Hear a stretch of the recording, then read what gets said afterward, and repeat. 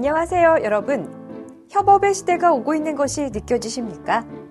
오늘의 이야기를 통해 함께 확인해 볼까요?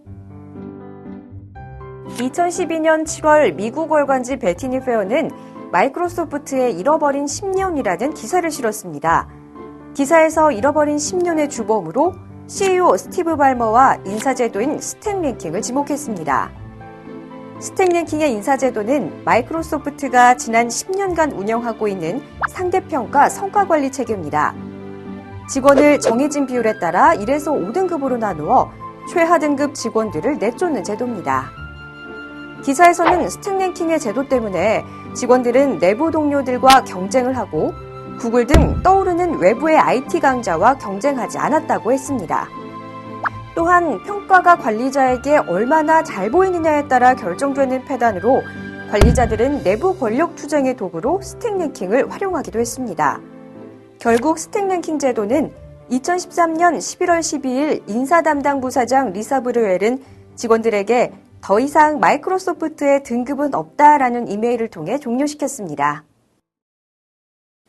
교수님, 이 세계적인 마이크로소프트가 상대평가 제도를 폐지한 것이 의미가 없지는 않습니다. 그런데 이게 그렇게 중요한 개념인가요? 네. 우리가 이제 중요성이 좀 있습니다. 미국 기업들은 최근 몇 년 사이에 상대평가를 폐지하거나 완화하는 흐름입니다.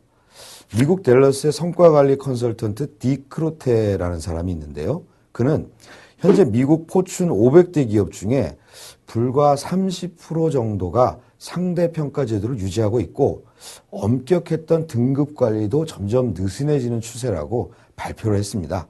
가령 최하위 등급을 전체 직원의 10%가 아니라 2% 정도만 주도록 하는 변화 같은 것을 말합니다.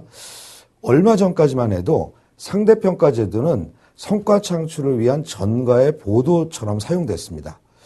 10여 년 전에 마이크로소프트가 이 제도를 처음 도입한 롤모델은 GE였습니다. GE 전임 회장 잭 웰치가 재임 시절에 활력 곡선이라는 이름의 상대평가 제도를 시행했는데요.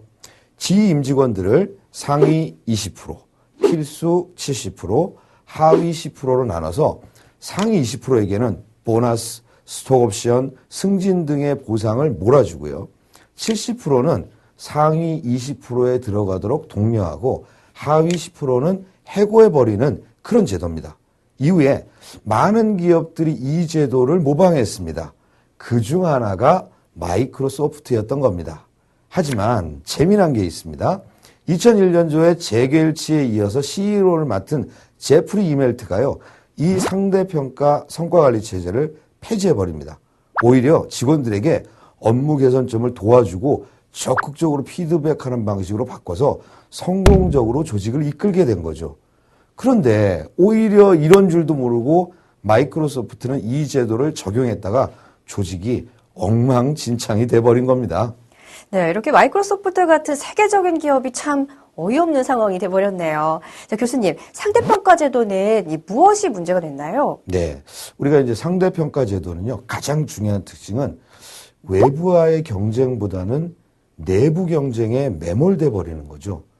그 이유는 내부 직원 간의 경쟁이 승진이나 스톡옵션, 보너스에 결정적인 영향을 미치니까 직원들은 내부 경쟁에 함몰돼 버리고 마는 겁니다.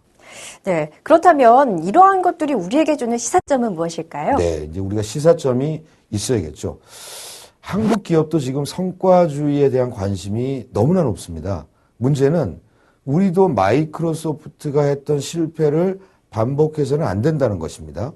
이미 미국은 상대평가 성과주의 제도를 버리고 있는데 이제 와서 우리나라가 경쟁적 성과주의를 도입하려는 회사가 있거든요. 저는 단언컨대 실패할 거라고 생각합니다. 이제 지금 시대는 협업의 시대가 온 겁니다.